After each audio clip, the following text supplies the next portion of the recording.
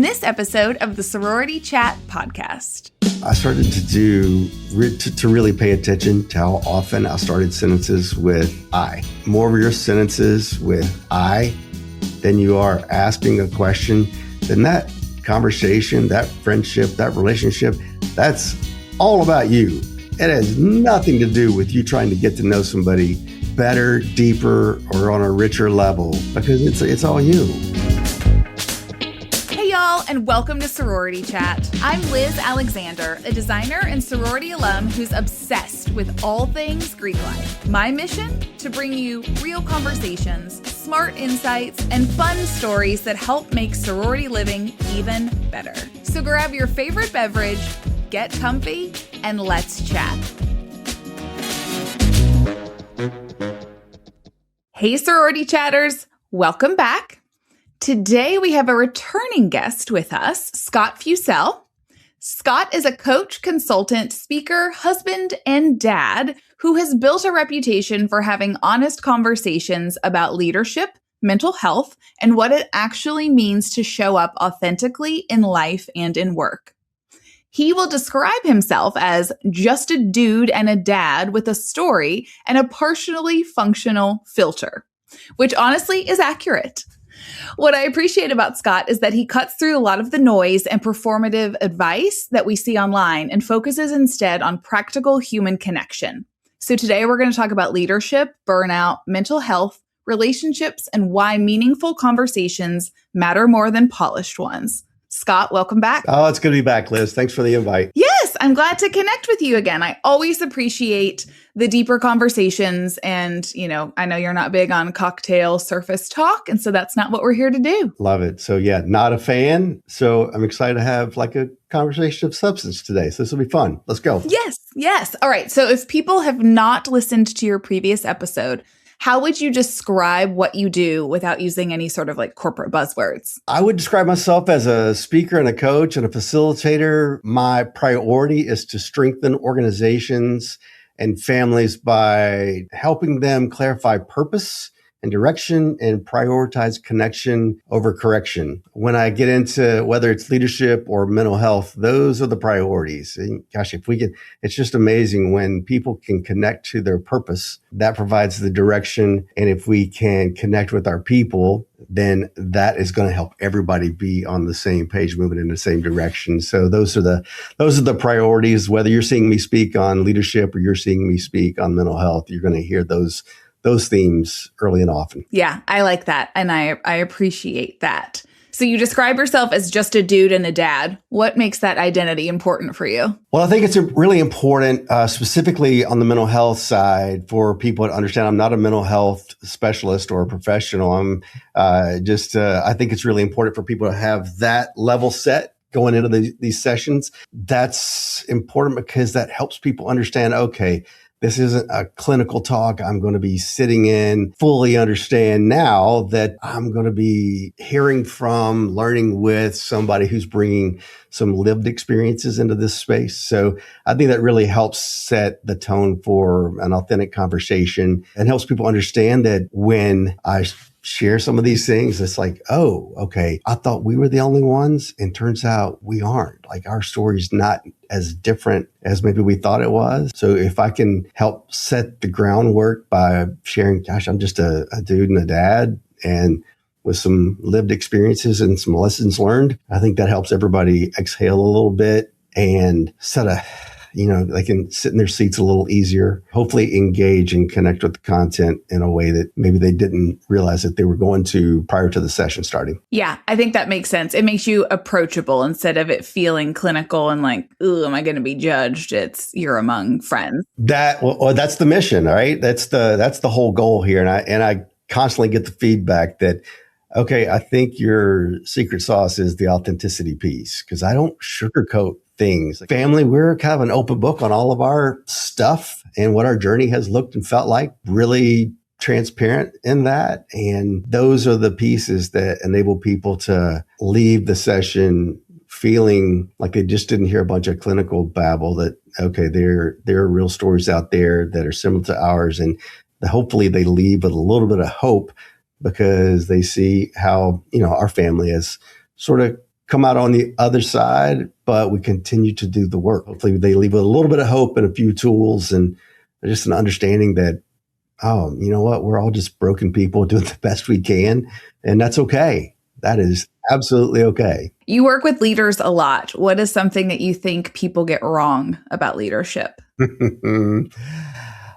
Well, let's see here. Where do I start, Liz? How much time do we have? How much is this, a half-hour show? Is that what we're looking at here? I think a lot of leaders underestimate the importance of EQ, and they overestimate the importance of outworking everyone. One of the benefits of being seasoned, which is code for getting a little older, is I've had the opportunity to work with and for and see really effective leaders and leaders that are struggling. And when I talk about this, share this example of, gosh, you just got to outwork everyone. I don't believe that is a healthy mindset to share. I think sending emails at all hours of the day and night, the night specifically, sets a terrible example and places pressure on people that really tends to diminish their impact or the contribution that they can make, because they're just like, when people are working out of stress, you're not doing your best work. When you're working out of balance and some level of enjoyment of your work, you're going to do your best work. Yeah, I think leaders fail to see the importance, or they don't value the emotional intelligence side of things, the social emotional skills that come with being a great teammate and contributor, and they overestimate just this need to work 24/7. It's funny, and you'll appreciate this. I think when we go to conferences, oftentimes we, when you're asked somebody, hey, how you doing? It's good to see you, because we haven't seen each other in a quarter or whatever. So we're at the next conference and it's, oh my God, I'm so busy. Well, I didn't ask, what your calendar looked like. I asked how you were doing. And so it's somehow along the way, we got this impression or this idea that being busy is a badge of honor. And we chose this work. We chose what we're doing. So I don't think we get to complain about that. I prefer, hey, how you doing, Scott? Oh man, if it's a busy time, then I'm like, oh my God, I'm so active and engaged in what I'm doing right now. And that much more positive spin on what your calendar looks like. But so there's all those things, but I believe those two pieces, the EQ side and the trying to outwork everybody, those are either culture creators or culture killers. Gosh, so the last thing I think I'd add to that is I think a lot of leaders fail to place a higher premium on connection than correction. Yeah. Yeah. And that gets back to the EQ part of what we were sharing a second ago.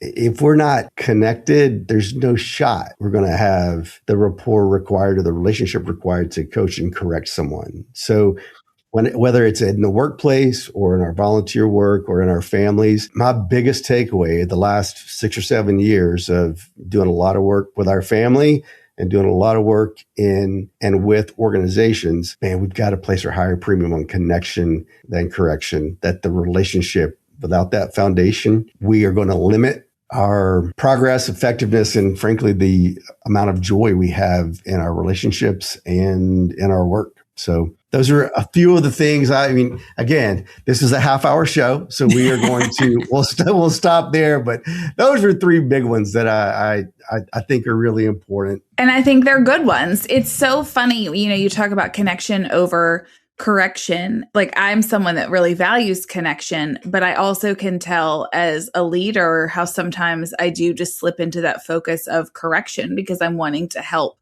and to coach, and it can be in work. It can be in my personal life. I'm sure parents feel the same way. And so sometimes that's just the easiest thing to focus on is like, oh my gosh, I really want to help them. I want to make sure they succeed. And so it's that correction instead of taking a step back and working on connecting, and then the other will follow. So that's a good point to highlight. Well, yeah, but if you've done the work on the front end with the connection piece, you can get away with jumping into the, oh my gosh, let's talk about this. But if it's somebody that you're, that's new on your team or maybe new in an organization that you're working with, you have to earn the right to jump into correction mode. And yeah, that happens agreed. Through connection. Yeah. So I started a workshop a couple of months ago, speaking at a conference, and I was like, okay, do you want leadership? Do you want mental health? And they're like, oh, we want leadership. Can you do that? I'm like, oh, absolutely. Let's talk about it. And so I came up with 5 absolutes that I think leaders need to lean into that will help with the connection and the correction piece. And also from a cultural perspective, I just think it's a great way to model how to lead. And, there are 5 absolutes, and absolute clarity, absolutely grateful is the first one I shared with the group. And I was like, look, it is a privilege for us to get to lead other people, and how grateful we have to be or should be for the trust that they've placed in us. So if we can lead out of a place of gratitude, that's going to be a game changer for the attitude and the posture we're bringing into the organization or whatever environment we're leading out of. The second absolute was absolute clarity. It's like, okay, so what are we saying for, and what is the shared vision here? And if we've got clarity on that, then how much easier does life and work become? And you see it in all the organizations you work with. If you're designing a space and there's conflicting views and visions for what the place could, that never happens, right? Never.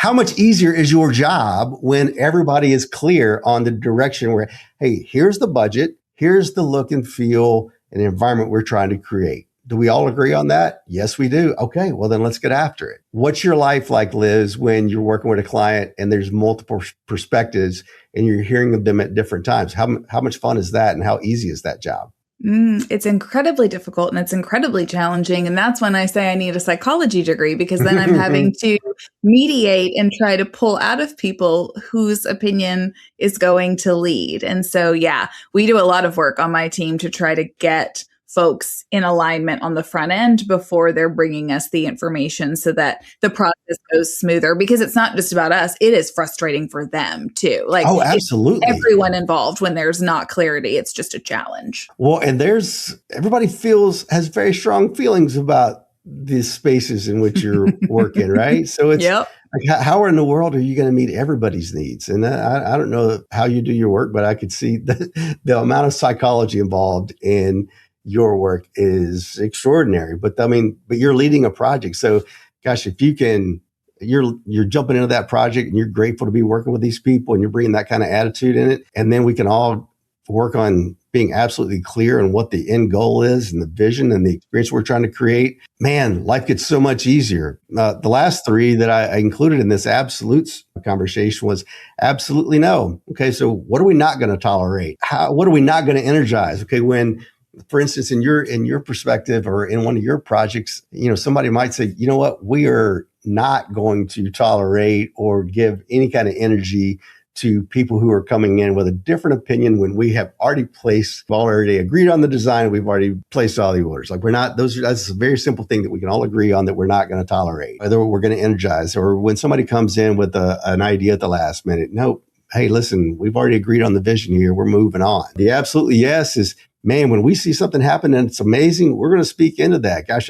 Liz, I got to tell you, the vision you brought to this project is extraordinary. So thanks for being such an incredibly active listener, for being a visionary, and for understanding what we are trying to create for this particular home. We can find the character traits that are presenting themselves when we're leading other people. We can speak into that. Then they start to understand who they are as a human at a core level, as opposed to trying to figure it all out. So the world does a really good job, is pretty relentless in telling us all the things that we are not. Yeah. So leaders have a really great opportunity to speak into their people by telling them who they are.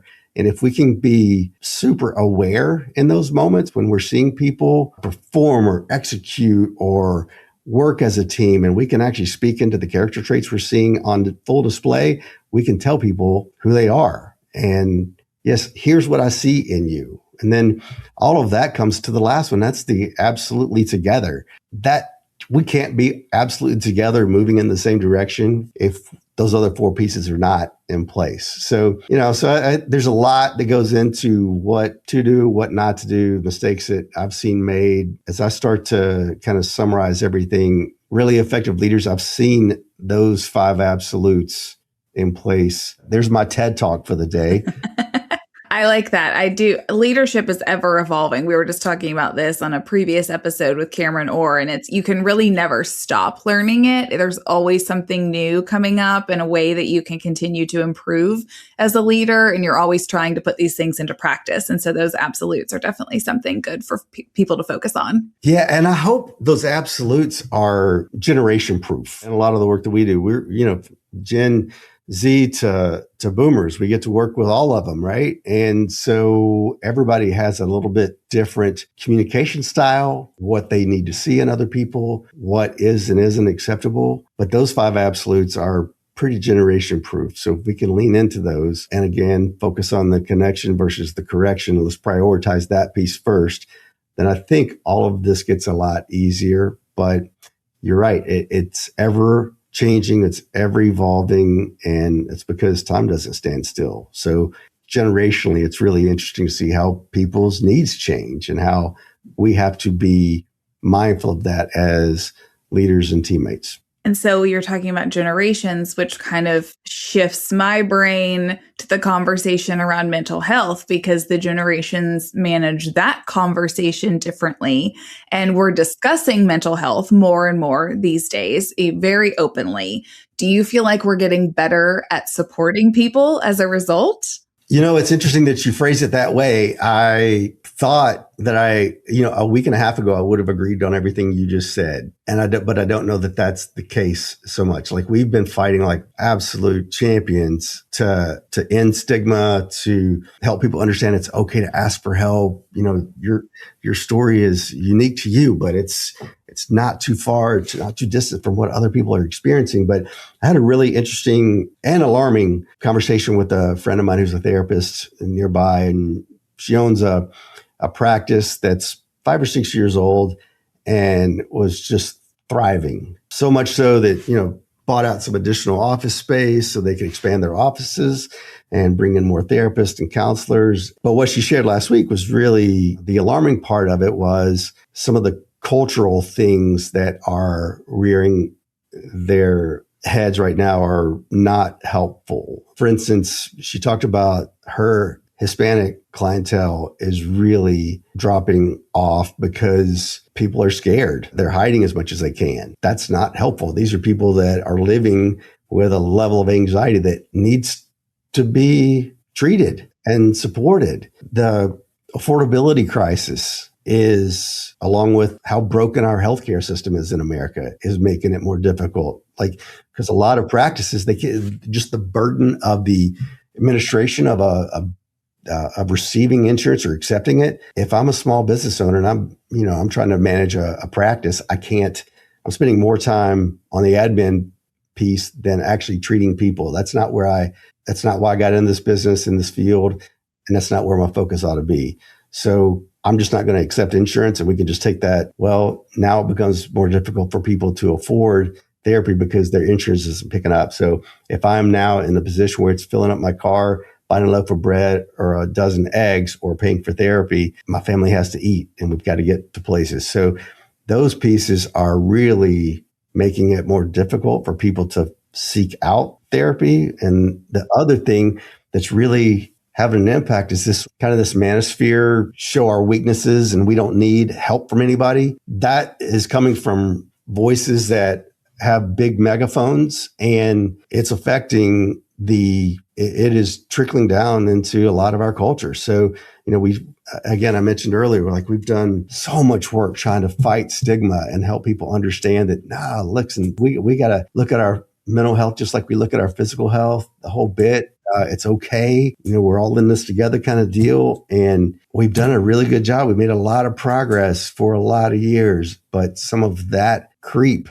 is coming back in. And so I should say not all of us, but men specifically appear to be kind of regressing in their willingness to talk about the topic is the impression I got from this conversation. So that part was alarming. But the other part to your question is, are we getting better at supporting people? I think we are getting better at helping people know where to go for support. I don't know if we are doing as good a job as we could to support other people. So I think friendship's an art. Yes. I think there are fundamentals to friendship that have to be lived out intentionally. People know how to show up for each other. And when we live all of our lives on social media, and this goes back to, kind of where we started the whole conversation, is like, I would love to know how the game was last night and your thoughts on it. But man, that tells me nothing about how I need to show up for Liz. That tells me nothing about how I can support you or be thinking about you or when you need me to check in on you. And if I've got my face in my device or my computer all day, I can't see your face when something is a little off. So there's a art of friendship that we're losing. And so that's actually a big focus of some of the work I'm doing right now that I hope will be, ready for prime time in a few weeks. Is just, okay, what are the fundamentals of friendship? What does it look like to show up for somebody? How do you have a conversation of substance? All of these things. What do you need from your friends? So I think in some cases we're doing a better job of supporting each other, but I think we've got to be really, really intentional about sharpening our own friendship skills and teaching younger people who've initiated a lot of relationships via social media. There's some X's and O's that we've got to teach people so that they can show up, they can support people in a more caring, loving way. It's the struggle's real and it's not ending anytime soon. So it's not a perfect system for sure. And humans are flawed. And I agree with you that friendship is an art. And it's so interesting, to see friendships through the lens of being an adult and how that changes things and the effort that is required because you're no longer in school with people or, you don't have these built-in friendship networks. It does take much more intention. And just like you said, you have to be okay saying, hey, I need help or hey, I need support right now and going to someone. And then also you need to be able to know not everyone's going to do that. And so what signs can you look for in your friends that you know well to just say like, hey, what's going on? Or what can I do to help you? And all of that can be very uncomfortable. It can be until it's not. Yeah. Yeah. So this was one of the most adult conversations I've ever had. One of my best friends, she calls one day and she just says, hey, I need to talk. And I'm like, all right, what's up? And she goes, I don't feel like you've showed up for me recently. Oh. But she didn't say it was not hurtful. It was not malicious. It was, I need more. And this is what I need. And if you're not able to, and I'm shortening this and probably, these weren't the exact words, but it was basically, look, if you're not able to provide this kind of support and this kind of investment in a relationship, then that's fine. I just need to know. We just need to be clear on it. And it was amazing because it was delivered so lovingly and caringly that I'm not sure caringly is a word. So you can edit that. I will take it as a word. Okay. I'll allow it. Yeah. Okay, good. But it was just so interesting how she was very clear on what she needs from friends, not just me, but all of her friends. Man, it's so much easier to be someone's friend when they are clear on what they need from their friends and they tell you. And then when you're not giving it or you're not able to offer it, they're able to tell you, hey, listen, I need you to show up differently. Yep. That it was so strange because that friendship is so rock solid that none of it was weird. The only weird part about that whole conversation was that it wasn't weird. Yeah. Because I'm literally, Liz, I'm in this conversation. I'm thinking, damn, this is the most adult conversation that I've had in a very long time. This is a hard conversation, but it's not weird. And it's weird that it's not weird. The level of weirdness and difficulty, it really comes with how strong is the friendship. And if the friendship is one that is really healthy, really clear, very grounded in and rooted in love, then you can get away. It's not getting away with hard conversations. You can have hard conversations and you can learn and grow and move on. Yeah. So I think those conversations are hard until they're not, but they're always hard if you never have them. Yes. I agree fully. And I think that's so cool that y'all could have that conversation.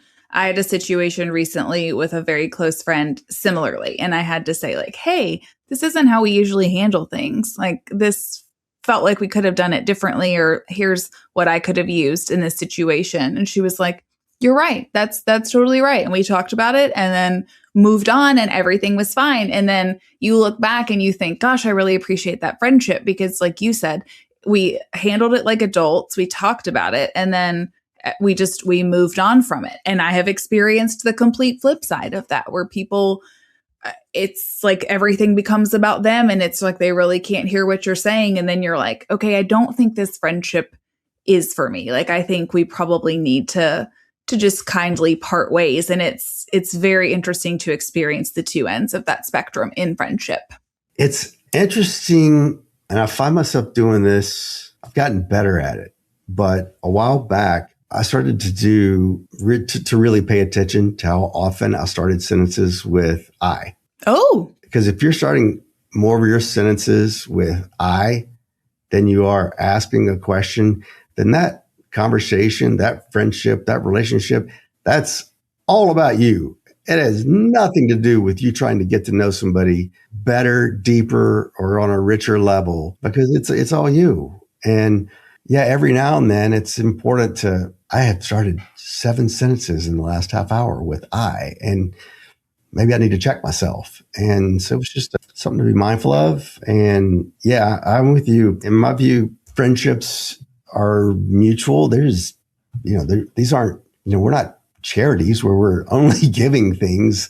Yeah, it's got to be mutual or it's non-existent. That's an acquaintance and not a friendship. Adults even continue to struggle with the fundamentals and the art of friendship. Our young people are, we've done them a great disservice by not helping them along those lines, because of so much of their relationships are friends because we met on social media, but I've never talked to you before. I've got somebody I care a lot for right now who's going through a terrible breakup, and someone she thought was one of her closest friends just isn't showing up for her. And it's not, I'd be willing to bet my 401k, it's not because she doesn't want to, it's because she doesn't know how to. So we've got to find a way to help each other better understand what friendship looks like, what it feels like, how to be in it, how to be a contributor, not just talk a lot at church about, are you a producer or are you a consumer? If you're just showing up on a Sunday and you're consuming and you're not doing anything during the week to contribute to, the community or society or your family, whatever. Okay. We got to be, it's important to be consumers and producers. Relationships have way too many that are consumer focused versus contributor and producer focused. So does that make sense? It does. Yeah. You have to be able to show some fruits from that consumption that you have made. I would also say everything you've talked about today, from emotional intelligence and leadership to how to show up as a friend, foundation is self-awareness and having an understanding of yourself and kind of moving past your crap and being able to help others, because you're really going to end up getting a lot of benefit of that too. But a lot of times we get in our own way and stay so focused on ourselves. And to your point, the I in the sentence. And so it's just very interesting how that is the foundation through all of this. Yeah. And the self-awareness, you think about, obviously that's going to be, the mental health piece of that is obvious, but it's, when you see really effective leaders, they also, most of the time, have really extraordinary self-awareness. The ones that don't, I would call them more managers than I would leaders. Yeah, so I think it's the self-awareness. It's knowing how you show up and knowing how you need others to show up, whether it's a relationship at home, in the community, or in the workplace. All of those things are essential to being an effective leader and having friendships that are emotionally nutritious, so to speak. Yeah, I fully agree. And I love this conversation because if you're a student listening and you're a student leader, you can take something from this. If you're an alum or if you work in work that supports college students, like every stage of life can take something away from this conversation in terms of how they show up for leadership and how they show up as a friend. Yeah, I'm hopeful that we've just had or are having a generation-proof conversation, because I can tell you this. I know that 50% of Americans struggle with isolation and loneliness. And that is not based on whether you're 8, 18, or 88. 50% of us are struggling with isolation and loneliness. Where does the solution for that begin? Well, it's the connectivity. We're all starving for connectivity. We're all starving to have rich friendship. I think oftentimes we overcomplicate how we care for each other, how we care for our own mental health. And a lot of times it's just really immersing yourself in rich friendship. And you don't have to be in the same physical space to do that. Nope. I've got a fraternity brother of mine who's 83, 84. And every couple of weeks, we just get on the phone and we have coffee. It is so good, especially, so much of your work is in the fraternity sorority community. The intergenerational connectivity that we have access to is not available many places. So when we can help connect younger people with our seniors, or silver grays is what we call them in beta. Some of us totally skip that stage and just let's just go ahead and move on. Just think about, it's so great for our senior members who are maybe struggling because they've lost a spouse, or they may be living and be the primary caregiver of a spouse who's struggling with dementia or something of that nature. So they're starving for connectivity. And man, just think how much life it breathes into them when they can connect with an 18 or a 28-year-old. And think about the stories that this 18 or 28-year-old can take away from that member. So they're just extraordinary life lessons that are available in this experience that are not just great for our heads, but they're great for our hearts too. And we've just got to help people find ways to make those connections so they can live in it and they can benefit from it and they can learn, live, and be lifted by those relationships. I think that is a perfect takeaway for this episode. And I appreciate you coming on and sharing all of your infinite wisdom. If people want to follow along with what you're doing and the programs that you're offering, how can they do that? Well, you can go to my website, scottfussellcoaching.com. You can also follow me on social. Both my personal and work socials are available online. Scott Fussell is what I'm listed at, as on all the socials, or Scott Fussell Coaching is my other handle. So you can also connect on LinkedIn, and there's access to my email and my calendar on the site as well. So you don't even have to talk to me. You can just put some time on my calendar and then we'll connect soon. So Liz, I'm just really grateful for this conversation. I'm grateful for the work that you do. You know how I feel about the fraternity sorority experience, that it can be life-changing for a lifetime when we do it right. And to me, that happens in the communal spaces that you're helping people create. I think friendship and family happens around the dining room table, and it happens on the sectional that 20 people are crowded on, having the best day ever, or not having the best day ever. For doing what you do, I'm grateful. And for the volunteers and the staff members and the students who are investing in this experience and at each other, thank you. Because this experience, I no longer believe that we're relevant. I think we're necessary. People, whether you're in a fraternity or sorority or not, people have never needed connectivity more than they do right now. And this experience is helping provide it. So thank you. Well, I fully agree. And that is how I view my work in the chapter homes. And that is how I view these conversations. So I appreciate you highlighting and acknowledging that. And as always, it was lovely to chat with you. Same here. Take care, Liz. I'll see you soon.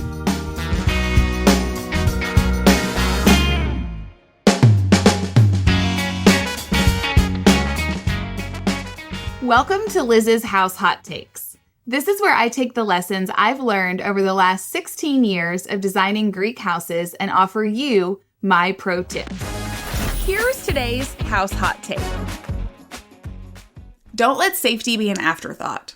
Non-slip rugs, rounded edge on your furniture, securely mounted mirrors in art, tempered glass on tabletops, drapery rods securely mounted on the wall.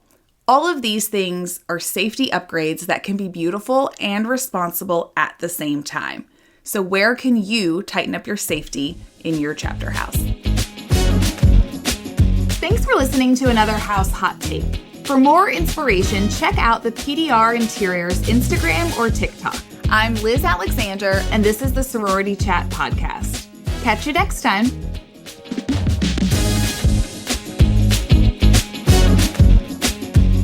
Thank you so much for tuning in. If you're listening on a podcast platform, make sure to follow the show so you never miss an episode.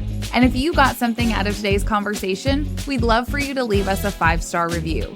It helps us reach more listeners just like you. If you're watching on YouTube, be sure to check out this video right here or this one over here.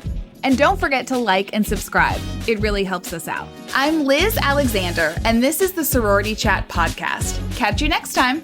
This podcast is produced by Collier Landry for Don't Touch My Radio. Copyright Liz Alexander.